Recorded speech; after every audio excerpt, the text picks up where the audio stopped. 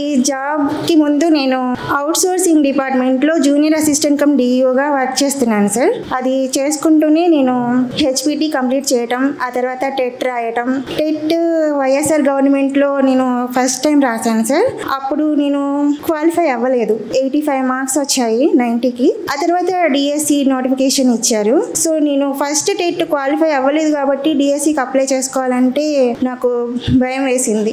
డైరెక్ట్గా ఒకేసారి టెట్కి అండ్ డిఎస్సికి నోటిఫికేషన్ రిలీజ్ చేశారు. సో అప్పుడు నేను ఆ డిఎస్సికి అప్లై చేసుకోలేదు, ఓన్లీ టెట్ మాత్రమే అప్లై చేసుకొని క్వాలిఫై అయ్యాను. అప్పటి నుంచి కూడా నేను మన కూటమి ప్రభుత్వమే రావాలి, ఈసారి ఎట్లాగైనా వాళ్ళు డిఎస్సి ఇవ్వాలి, నేను డిఎస్సిలో జాబ్ తెచ్చుకోవాలి అని చెప్పి ఎంతో గట్టిగా గవర్నమెంట్కి ఓట్ చేయటం, అట్లానే నా కోరిక తీరేటట్లుగానే డిఎస్సి నోటిఫికేషన్ రావటం, నేను రాసి ఇప్పుడు ఫస్ట్ డిఎస్సిలోనే జాబ్ తెచ్చుకోవడం చాలా అంటే చాలా హ్యాపీగా ఉంది సార్.